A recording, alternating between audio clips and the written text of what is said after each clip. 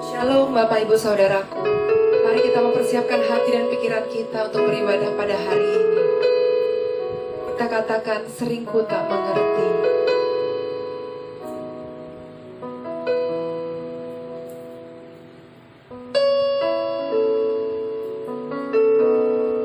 Sering ku tak mengerti jalan-jalan-Mu Tuhan, bagai di belantara yang kelam.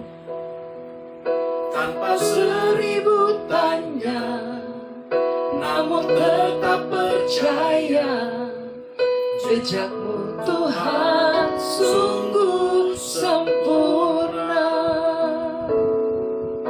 Ajarku memahami semua yang Kau ingini, agar hidupku puaskan hati-Mu. Bagimu aku rela sepenuh hati mengamba, serahkan diri, genapi karya-Mu. Oh Yesus, haleluya, haleluya. Sering ku tak mengerti jalan-jalan-Mu Tuhan, bagai di belantara yang kelam. Tanpa seribu tanya, namun tetap percaya, jejak-Mu Tuhan sungguh sempurna. Ajarku memahami semua yang Kau ingini, agar hidupku puaskan hati-Mu. Bagimu aku rela sepenuh hati menghamba, serahkan diri, genapi karya-Mu. Ajarku memahami semua yang Kau ingini, agar hidupku puaskan hati-Mu.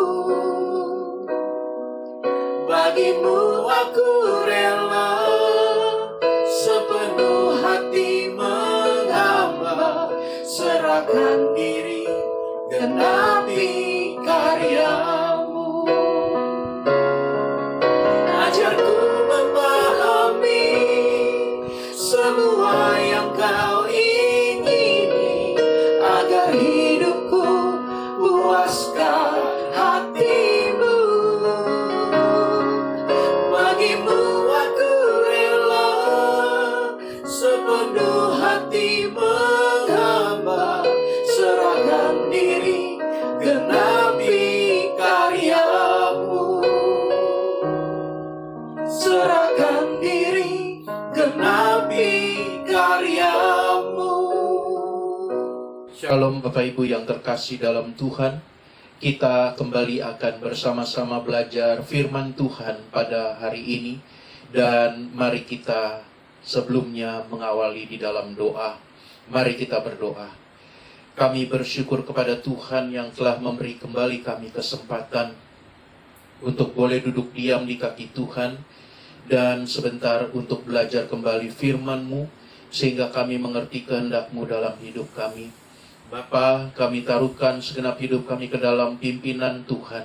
Roh Kudus kuasai dan mampukan kami untuk dapat memahami firman Tuhan.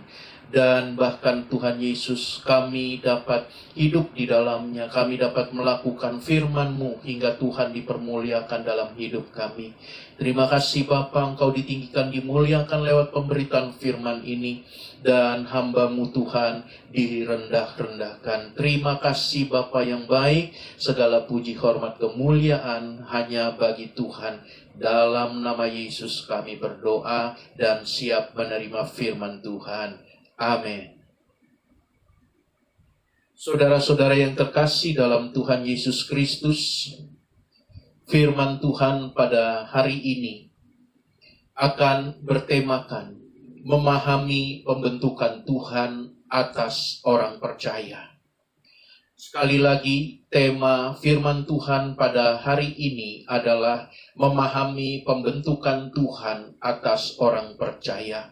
Mari bersama-sama kita melihat firman Tuhan dari kitab Kejadian pasal 41, ayat 41 sampai 43. Kitab Kejadian pasal 41 ayat 41 sampai 43 yang akan menjadi perenungan kita pada hari ini. Saya akan membacakannya bagi Bapak Ibu sekalian. Demikian firman Tuhan. Selanjutnya Firaun berkata kepada Yusuf, "Dengan ini aku melantik engkau menjadi kuasa atas seluruh tanah Mesir." Sesudah itu Firaun menanggalkan cincin meterainya dari jarinya dan mengenakannya pada jari Yusuf. Dipakaikannya lah kepada Yusuf pakaian daripada kain halus dan digantungkannya kalung emas pada lehernya. Lalu Firaun menyuruh menaikkan Yusuf dalam keretanya yang kedua, dan berserulah orang di hadapan Yusuf, "Hormat!" Demikianlah Yusuf dilantik oleh Firaun menjadi kuasa atas seluruh tanah Mesir. Bapak Ibu yang terkasih dalam Tuhan, 3 ayat yang menjadi perenungan kita adalah sebuah kisah dari seseorang yang bernama Yusuf di dalam Perjanjian Lama. Kisah Yusuf bukanlah kisah dongeng yang tidak pasti. Apakah sungguh terjadi atau tidak? Tetapi kisah ini sungguh telah terjadi. Pernah terjadi kurang lebih 4.000 tahun yang lalu.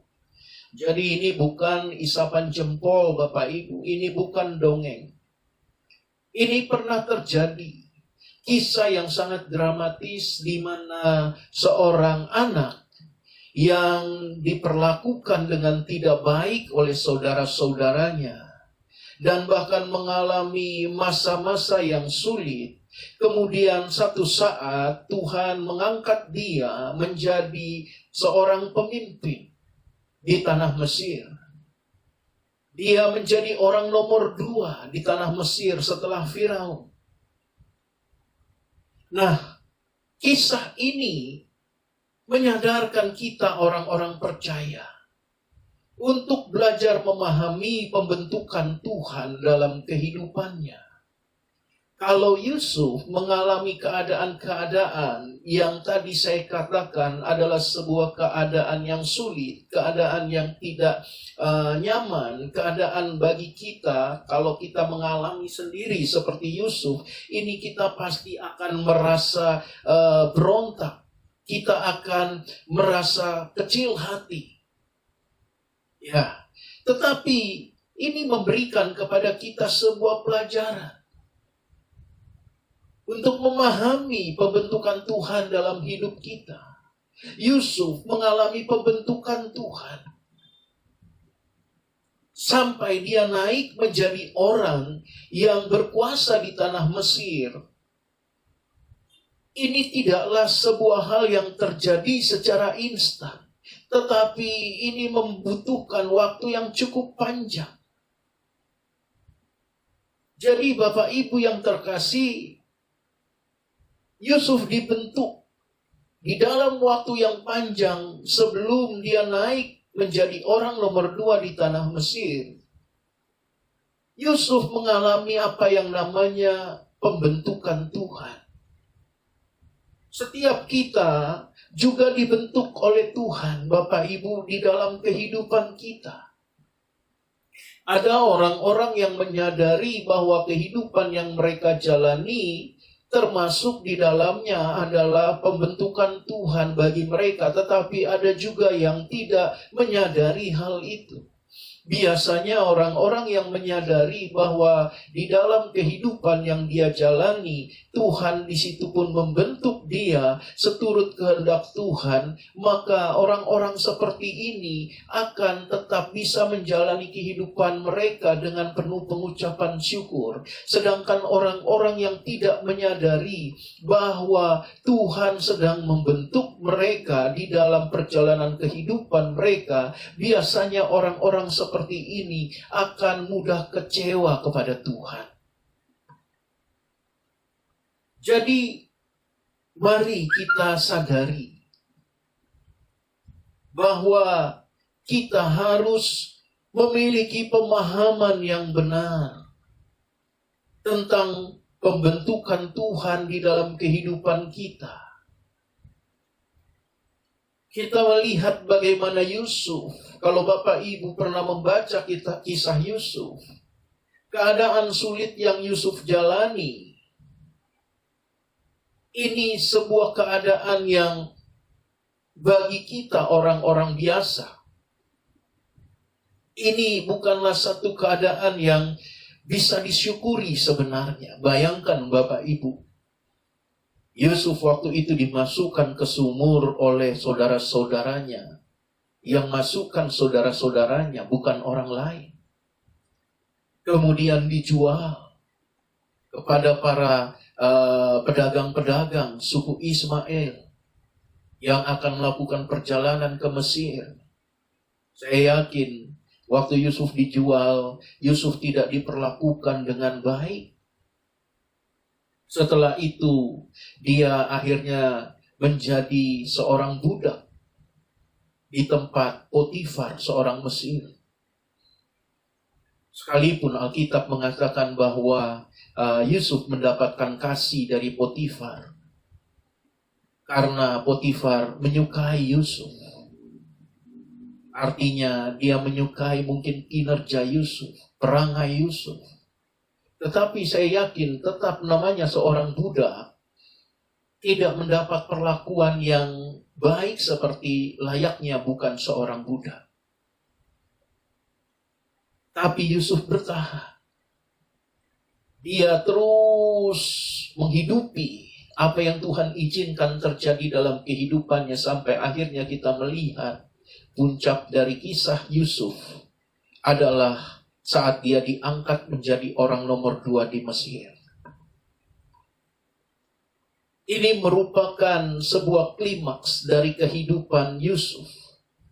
Dari seorang budak menjadi orang yang berpengaruh, orang nomor 2 di tanah Mesir.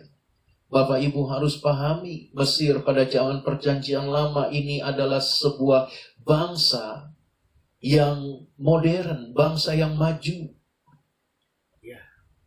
Merupakan satu bangsa yang besar dan juga kaya. Jadi kalau Yusuf menjadi orang nomor 2 di Mesir, ini sebuah prestasi yang luar biasa. Jadi Bapak Ibu yang terkasih di dalam Tuhan, pahami hal ini dengan baik. Tuhan membentuk kita di dalam perjalanan kehidupan kita. Sehingga pada saatnya kita akan melihat pembentukan Tuhan itu sangat baik di dalam hidup kita. Itulah puncak dari kisah hidup Yusuf. Dia menjadi orang nomor 2 di tanah Mesir.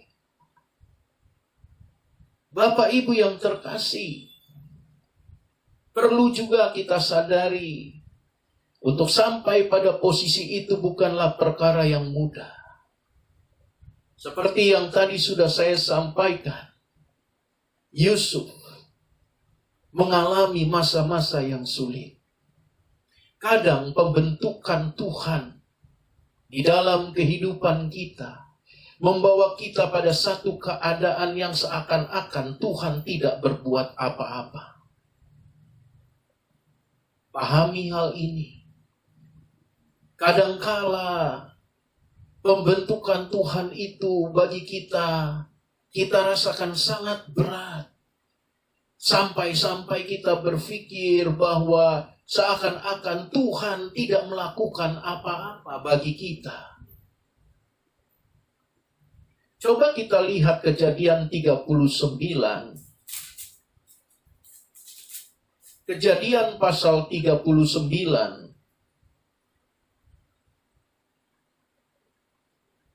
Ayat 14 sampai 20. Kejadian 39 ayat 14 sampai 20. Dipanggilnyalah seisi rumah itu, lalu katanya kepada mereka, lihat, dibawanya kemari seorang Ibrani, supaya orang ini dapat mempermainkan kita. Orang ini mendekati aku untuk tidur dengan aku, tetapi aku berteriak-teriak dengan suara keras. Dan ketika didengarnya bahwa aku berteriak sekeras-kerasnya, ditinggalkannyalah bajunya padaku, lalu ia lari keluar. Juga ditaruhnya baju Yusuf itu di sisinya sampai tuan rumah pulang. Perkataan itu jugalah yang diceritakan perempuan itu kepada Potifar. Katanya, hamba orang Ibrani yang kau bawa kemari itu datang kepadaku untuk mempermainkan aku. Tetapi ketika aku berteriak sekeras-kerasnya, ditinggalkannya bajunya padaku, lalu ia lari keluar. Baru saja didengar oleh tuannya perkataan yang diceritakan istrinya kepadanya, begitulah aku diperlakukan oleh hambamu itu, maka bangkitlah amarahnya. Lalu Yusuf ditangkap oleh tuannya dan dimasukkan ke dalam penjara, tempat tahanan-tahanan raja dikurung. Demikianlah Yusuf dipenjarakan di sana. Nah, Bapak Ibu perhatikan, lihat dengan baik. Di dalam Kejadian 39 ayat 14 sampai 20, kita melihat bagaimana Yusuf, dia difitnah oleh istri dari Potifar. Dia difitnah seakan-akan bahwa Yusuf ingin melakukan sebuah tindakan cabul, sebuah tindakan asusila terhadap istri dari Potifar ini. Dan semua orang mendengarkan cerita dari istri Potifar.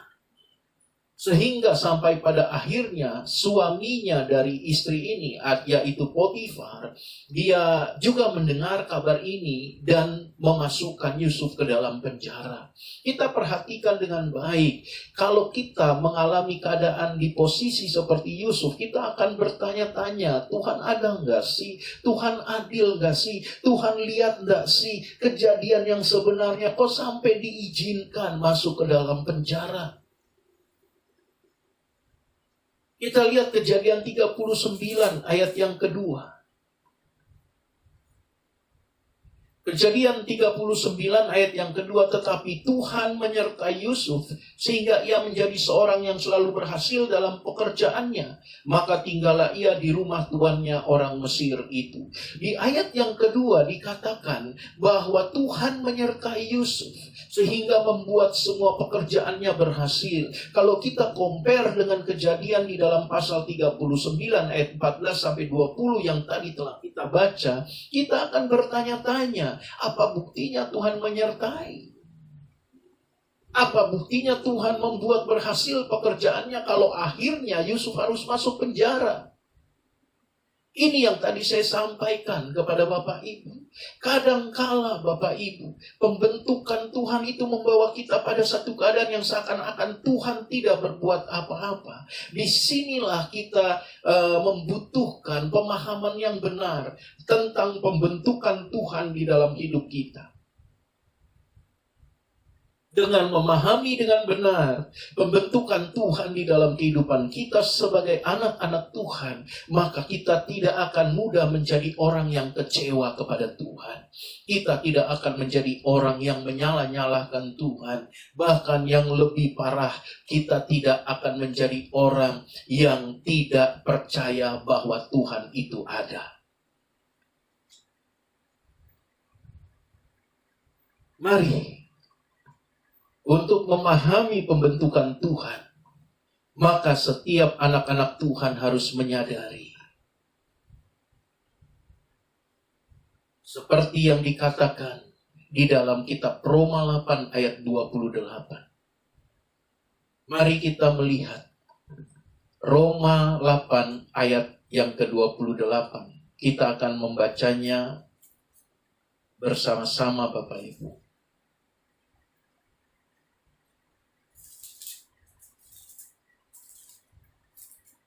Roma pasal 8 ayat ke-28, demikian firman Tuhan. Kita tahu sekarang bahwa Allah turut bekerja dalam segala sesuatu untuk mendatangkan kebaikan bagi mereka yang mengasihi Dia, yaitu bagi mereka yang terpanggil sesuai dengan rencana Allah. Bapak Ibu yang terkasih di dalam Tuhan Yesus Kristus, untuk kita bisa memahami dengan benar pembentukan Tuhan dalam kehidupan kita, maka kita harus menyadari bahwa jangan menilai suatu keadaan dari sudut pandang kita, tetapi kita harus menilai dari sudut pandang firman Tuhan. Ini dulu yang harus kita sadari. Karena tidak ada di dalam kehidupan kita apapun yang terjadi yang Tuhan izinkan, itu di luar sepengetahuan Tuhan. Kitab Roma 8 ayat 28 mengatakan Dia turut bekerja dalam segala sesuatu. Segala sesuatu. Artinya segala sesuatu ini berbicara baik keadaan yang baik maupun baik keadaan yang tidak baik. Jadi orang yang ada di dalam keadaan yang baik jangan berkata atau menuding orang yang mengalami keadaan yang tidak baik, dia ditinggalkan Tuhan, dia dihukum Tuhan, dan lain sebagainya, tudingan-tudingan yang negatif. Jangan orang-orang yang merasa dalam keadaan yang baik berkata, aku diberkati Tuhan, aku disayang Tuhan, aku diperkenan Tuhan. Ingat dengan baik, baik keadaan yang tidak baik maupun keadaan yang baik, ada Tuhan di sana. Di dalam keadaan yang tidak baik, Tuhan pasti menguatkan setiap anak-anaknya untuk mampu melewati hari-hari mereka dengan tetap memandang kepada Tuhan sehingga tidak menjadi lemah dan akhirnya jatuh. Sedangkan dalam keadaan yang baik juga Tuhan ada di sana. Tapi perhatikan, Tuhan ada di sana juga untuk menuntun orang-orang yang ada dalam keadaan baik ini untuk tetap hidup di dalam Tuhan. Jadi, mari kita memandang dari kacamata firman Tuhan. Jangan menilai satu keadaan dari sudut pandang kita manusia, karena pasti salah. Manusia tidak berkuasa menentukan hidup sesamanya. Manusia tidak bisa mengubah nasib seseorang. Manusia bisa dipakai sebagai alat Tuhan untuk memberkati orang atau untuk menjadi alat Tuhan mengubah hidup seseorang. Tapi bukan manusia itu yang mengubahnya. Jadi pahami hal ini. Untuk kita mengerti, memahami dengan baik pembentukan Tuhan dalam kehidupan kita manusia, kita harus memiliki atau menyadari hal ini. Jangan menilai segala sesuatu dengan sudut pandang kita, tetapi dari sudut pandang firman Tuhan, bahwa ada Tuhan yang turut bekerja dalam segala sesuatu untuk mendatangkan kebaikan. Perhatikan, mendatangkan kebaikan bagi setiap orang yang mengasihi Dia. Jadi dari firman Tuhan ini, pastikan bahwa engkau orang yang mengasihi Tuhan. Engkau akan melihat, kalau engkau orang yang mengasihi Tuhan, kau akan melihat apapun yang Tuhan izinkan terjadi di dalam kehidupanmu, ujungnya adalah kebaikan. Kebaikan di sini tidak hanya mengacu kepada kebaikan kita sebagai manusia, tapi juga mengacu pada kebaikan untuk Tuhan. Pasti Tuhan melakukan kebaikan demi kebaikan dalam hidup kita, yang akhirnya akan membuat anak-anaknya mengasihi Tuhan dengan sepenuh hati mereka. Jadi Bapak Ibu yang terkasih di dalam Tuhan, sadari bahwa tidak ada sesuatu yang terjadi dalam kehidupan kita yang di luar campur tangan Tuhan. Sekali lagi, tidak ada sesuatu yang terjadi dalam hidup kita yang di luar campur tangan Tuhan. Jadi hari ini, apapun keadaanmu, percayalah Tuhan sedang ikut campur tangan di dalamnya.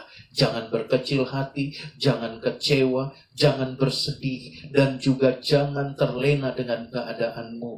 Tetapi tetap semangat di dalam Tuhan, dan tetap berpandang kepada Tuhan. Bahkan andalkan Roh Kudus yang diberikannya bagi kita, sehingga kita mampu melewati pembentukan Tuhan ini dengan tetap bersukacita.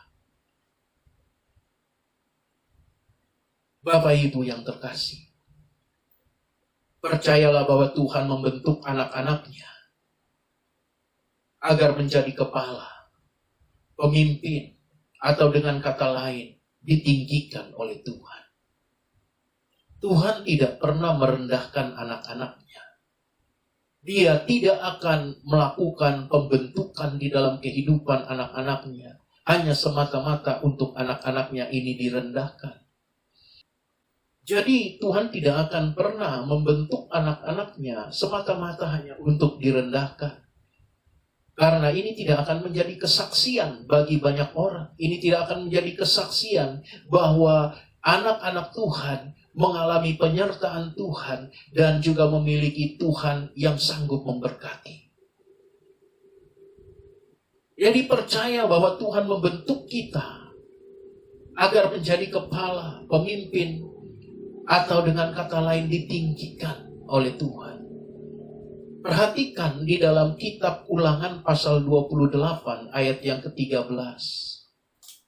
Saya rasa Bapak Ibu sudah banyak yang pernah mendengar firman Tuhan ini. Ulangan pasal 28, bahkan seringkali kita nyanyikan, atau kita perkatakan, atau kita sampaikan menjadi sebuah renungan atau khotbah.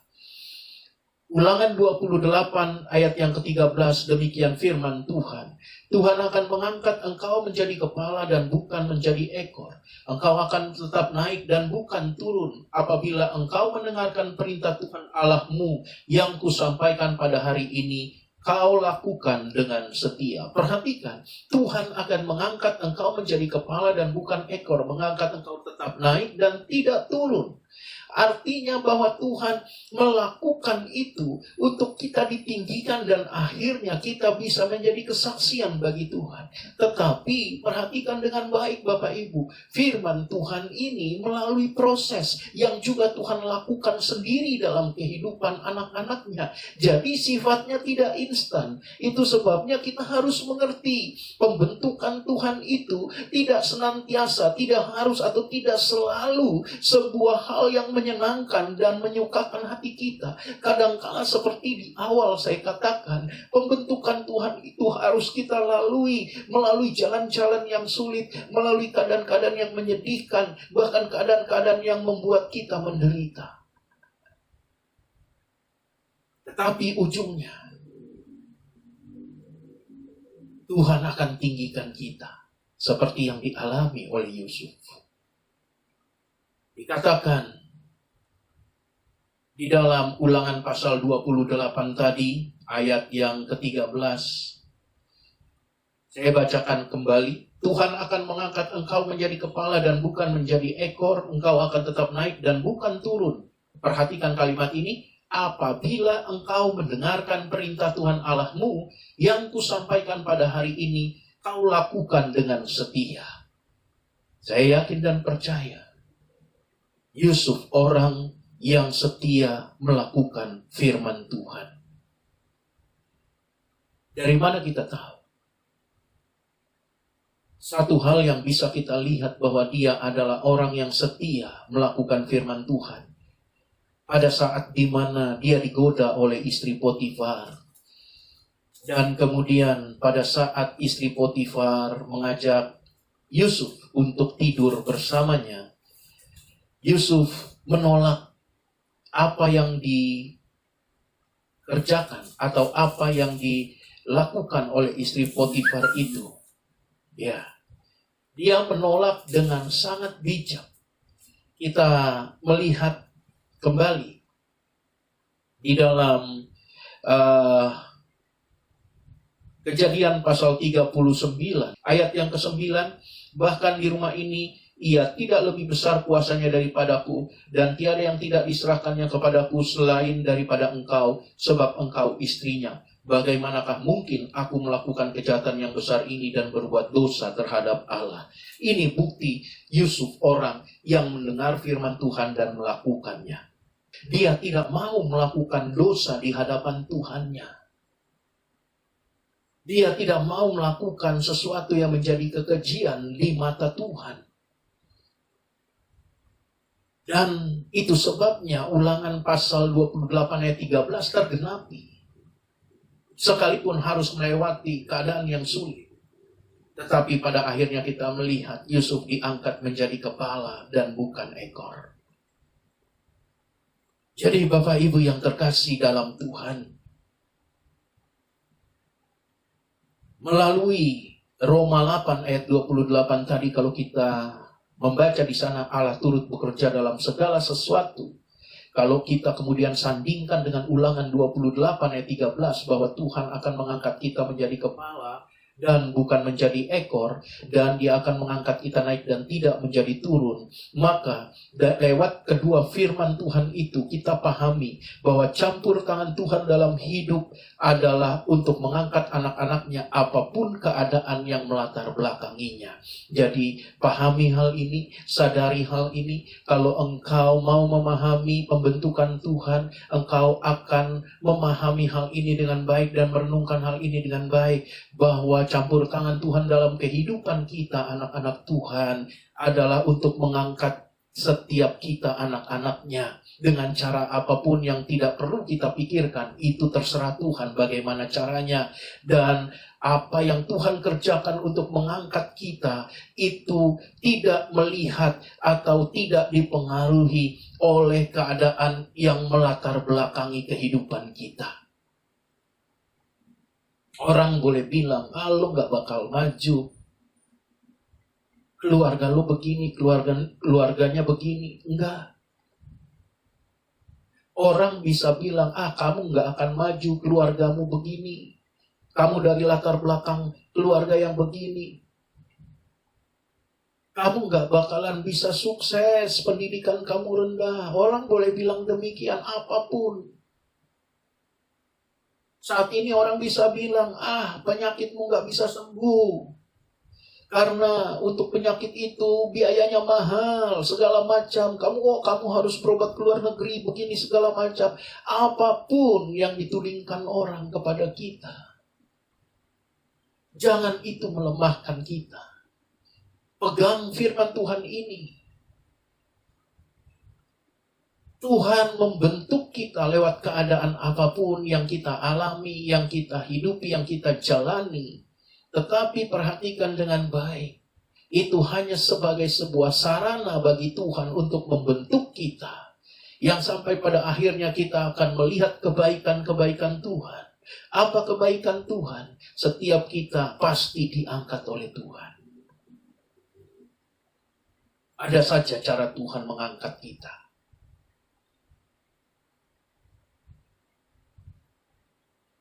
Jadi Bapak Ibu yang terkasih, untuk kita bisa memahami pembentukan Tuhan, sekali lagi, pegang firman Tuhan ini, Roma 8:28, bahwa dia turut bekerja dalam segala sesuatu untuk mendatangkan kebaikan bagi kita. Siapa kita di sini? Ulangan 28 ayat 13. Mereka yang mendengarkan firman Tuhan dan setia melakukannya. Bapak Ibu yang terkasih dalam Tuhan, setelah kita memahami hal ini, kita pasti bisa kuat di dalam pembentukan Tuhan bagi kita.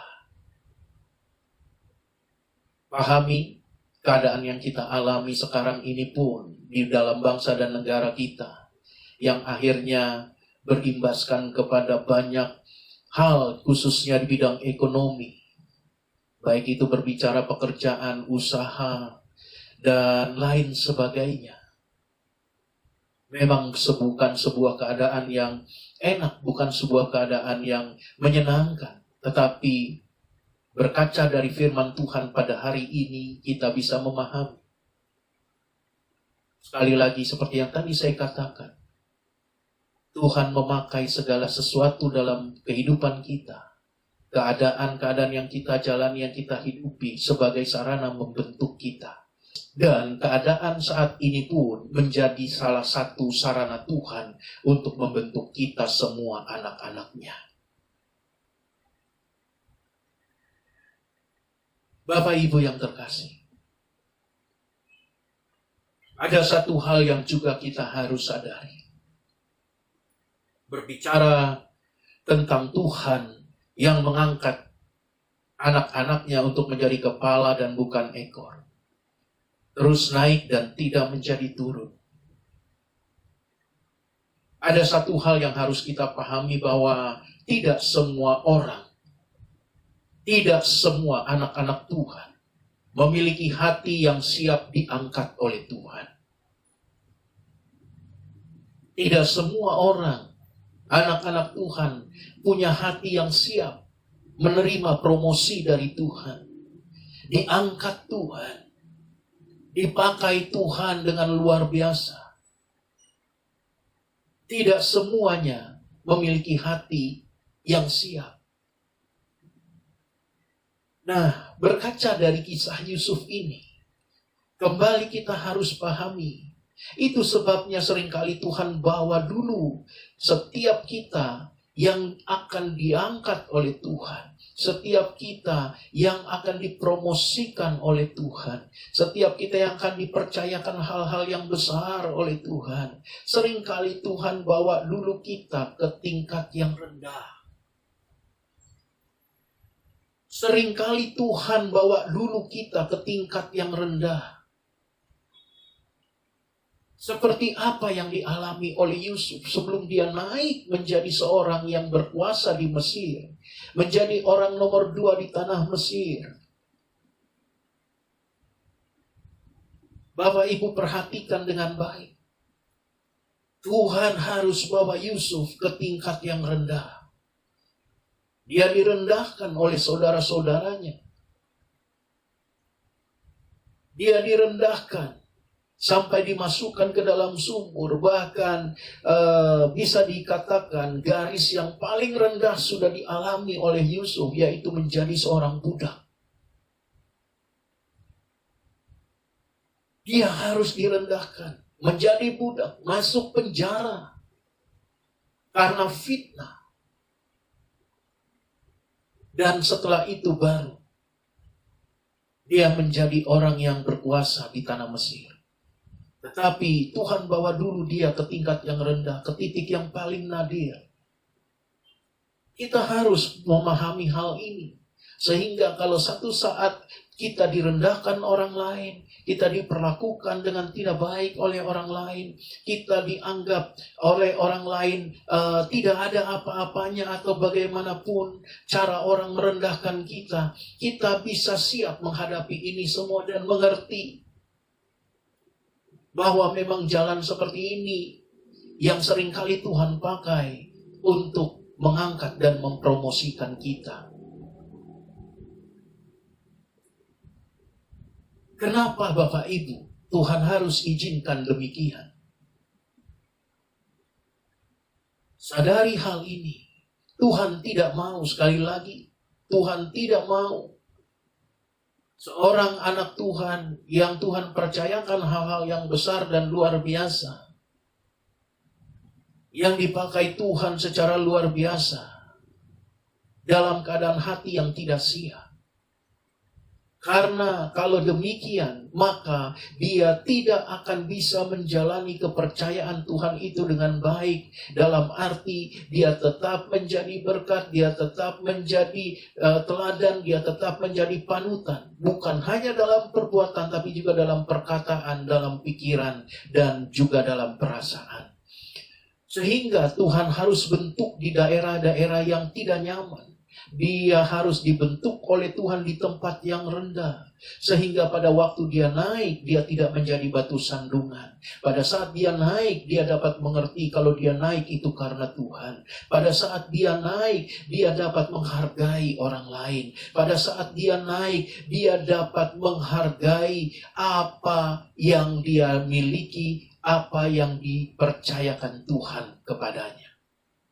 Kalau kita berandai-andai, kalau Tuhan mengizinkan seseorang naik tanpa dibentuk terlebih dahulu, berbicara tentang anak-anak Tuhan,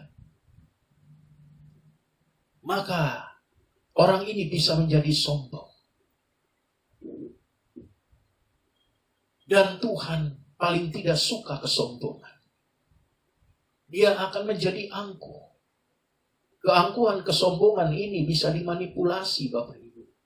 Bisa dimanipulasi dengan berbagai tindakan. Bisa dimanipulasi dengan berbagai hal. Tetapi Tuhan bisa mencium aroma kita, aroma hidup kita. Tuhan bisa mendeteksi gerak hidup kita. Dia bisa mendeteksi isi hati kita. Apakah kita sombong atau tidak. Dan kalau seseorang itu sudah menjadi sombong, maka kita akan melihat hanya akan mendatangkan hal yang tidak baik. Kesombongan akan mendatangkan perpecahan. Kesombongan akan mendatangkan ketidakadilan. Kesombongan akan melenyapkan kasih. Ini yang terjadi sebelum dunia ini dijadikan oleh Tuhan. Bagaimana akhirnya salah satu malaikat Tuhan yang bernama Lucifer, dia jatuh di dalam dosa kesombongan. Kita melihat di surga terjadi perpecahan. Kita melihat bagaimana sampai pada akhirnya terjadi dua kelompok. Ada malaikat-malaikat yang ikut dengan Lucifer yang akhirnya dibuang ke bumi, dan ada yang tetap di surga. Dan kesombongan melenyapkan kasih. Kasih Lucifer kepada Tuhan tidak ada lagi. Karena dia mengalami sebuah situasi, kondisi hati. Menjadi sombong. Dia ingin agar semua penyembahan yang ada di surga itu diarahkan kepadanya. Dan itu membuat dia tidak lagi memiliki kasih kepada Tuhan, kepada Tuannya. Jadi, mari pahami hal ini. Itu sebabnya Tuhan harus proses kita di dalam titik yang rendah. Mari kita melihat Ibrani 2 ayat yang ke-9.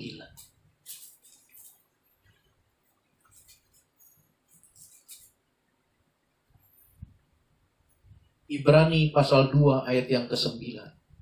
Tetapi dia yang untuk waktu yang singkat dibuat sedikit lebih rendah daripada malaikat-malaikat, yaitu Yesus. Kita lihat yang oleh karena penderitaan maut dimahkotai dengan kemuliaan dan hormat, supaya oleh kasih karunia Allah ia mengalami maut bagi semua manusia. Ibrani 2 ayat yang ke-9 kita perhatikan bahwa Yesus dijadikan sedikit lebih rendah dari malaikat-malaikat. Dan kita melihat Bapak Ibu bagaimana Yesus yang dibuat lebih rendah dari malaikat-malaikat itu, dijelaskan kerendahan yang dialami oleh Yesus di dalam Ibrani 2 ayat yang ke-9 itu, termasuk di dalamnya mengalami penderitaan maut. Tetapi akhirnya dimahkotai dengan kemuliaan dan hormat. Dari kebenaran firman Tuhan ini, kita dapati satu kebenaran. No crown without cross. Tidak ada mahkota tanpa salib. Jadi untuk memiliki mahkota atau dimuliakan, jadi kita memang harus menjalani salib dulu. Kita harus direndahkan dulu. Jadi sekali lagi, jangan kecewa kalau engkau saat ini mengalami hal-hal seakan-akan engkau direndahkan. Padahal engkau sudah hidup setia kepada Tuhan, engkau mengasihi Tuhan sedemikian rupa. Pahami itu hanya sebagai sarana Tuhan membentuk kita. Sekali lagi, no crown without cross. Tidak ada mahkota tanpa salib. Tidak ada kemuliaan yang kita terima tanpa direndahkan. Itu memang jalan yang harus kita tempuh sebagai anak-anak Tuhan. Keadaan atau kondisi yang tidak nyaman yang kita alami berkenaan dengan pembentukan Tuhan bagi setiap anak-anaknya adalah juga merupakan sebagai salah satu cara melatih iman percaya anak-anak Tuhan kepada Tuhan. Jadi, keadaan itu pun saat kita direndahkan, saat kita mengalami hal yang tidak nyaman, Bapak Ibu harus memahami Tuhan sedang melatih kita, khususnya dalam iman percaya kita kepada Dia. Ibrani di pasal yang ke-11, ayat yang pertama berkata demikian. Iman adalah dasar dari segala sesuatu yang kita harapkan dan bukti dari segala sesuatu yang tidak kita lihat. Bukti dari segala sesuatu yang tidak kita lihat. Setiap kita tidak pernah melihat Tuhan secara kasat mata. Kita hanya percaya Dia, bahwa Dia ada, Dia menyertai kita, Dia mengasihi kita. Dan untuk percaya kita itu harus dibuktikan, yaitu dengan senantiasa tetap setia kepada Tuhan. Disitulah iman percaya kita dilatih. Nah, kalau kita katakan kita percaya kepada Dia, kita beriman kepada Dia, maka kita harus buktikan itu dengan senantiasa tetap setia kepada Tuhan. Jadi Bapak Ibu, dengan kata lain, Tuhan mungkin mau berkata, saat kita mengalami keadaan yang gak nyaman, keadaan yang menurut kita tidak baik, kita direndahkan, kita dihina dan sebagainya, kita diperlakukan tidak adil dan lain sebagainya. Kita mengalami sakit penyakit yang menurut kita kok tidak kunjung sembuh dan lain hal yang lain Bapak Ibu. Secara tidak langsung, kalau itu terjadi, Tuhan seakan-akan mau berkata kepada anak-anaknya, apakah kamu percaya kepadaku? Apakah kamu percaya aku menyertaimu? Apakah kamu percaya aku mengasihimu? Saat kita katakan, ya Tuhan, aku percaya. Dan itu kita buktikan dengan senantiasa tetap mengasihi Dia, tetap mencintai Dia sepenuh hati kita. Maka lihat, pada saatnya, tangan Tuhan akan mengangkat kita. Tuhan tidak semata-mata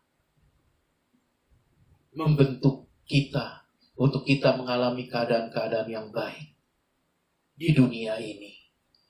Tetapi Tuhan membentuk kita, melatih kita, untuk kita memiliki karakter seperti Yesus.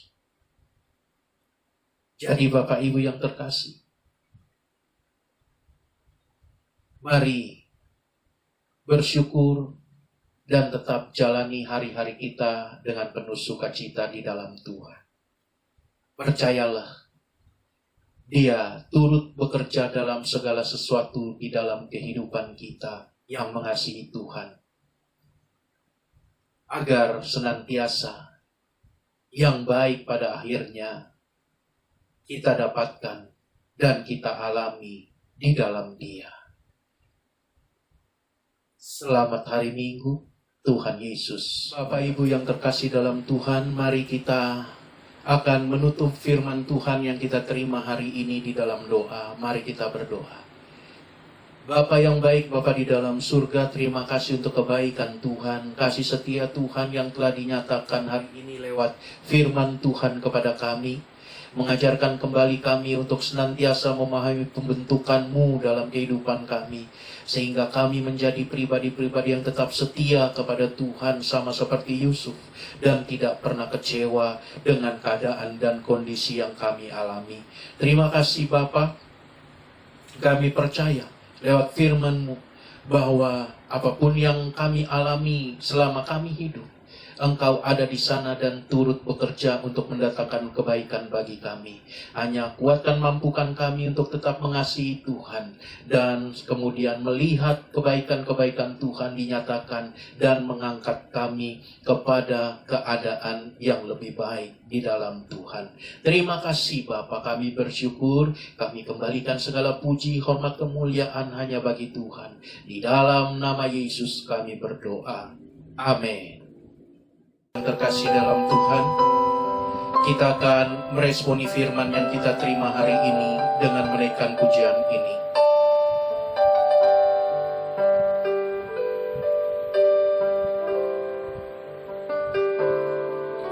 Bagaikan bejana siap dibentuk, demikian hidupku di tangan-Mu.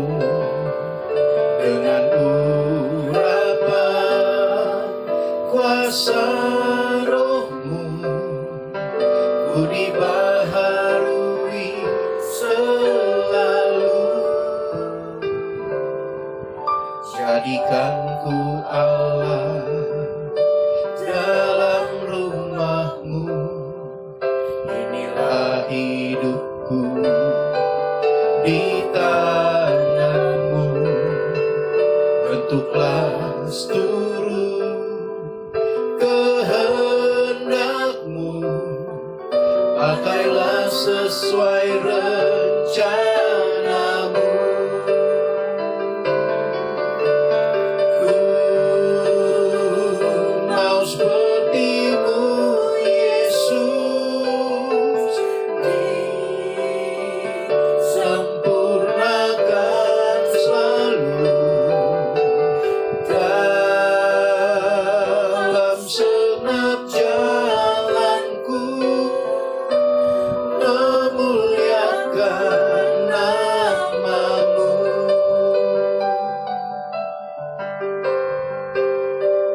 Haleluya, haleluya.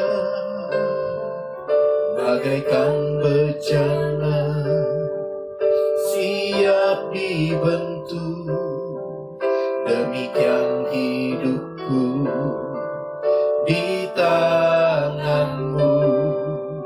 Dengan urapan kuasa Roh-Mu, ku dibaharui selalu. Jadikan ku Allah dalam rumah-Mu, inilah hidupku di tangan-Mu.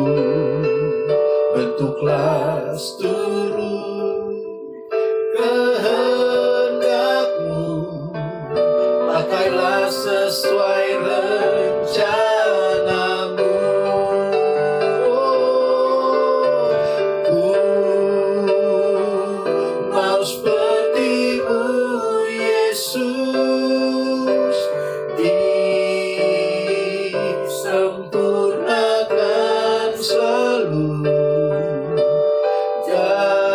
dalam segenap jalanku, memuliakan nama-Mu. Ku mau seperti-Mu Yesus, disempurnakan selalu dalam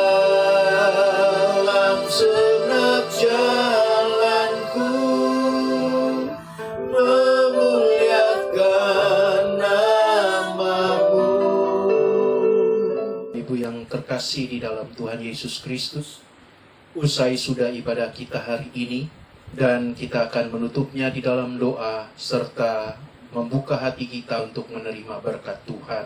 Mari kita berdoa. Kami bersyukur kepadamu Bapa yang baik, Bapa di dalam nama Yesus, yang hari ini sudah mengajarkan kepada kami untuk kami lebih memahami pembentukan Tuhan dalam hidup kami, sehingga kami tidak menjadi orang-orang yang kecewa kepada Tuhan, bahkan kami menjadi orang-orang yang senantiasa bersyukur kepada Tuhan.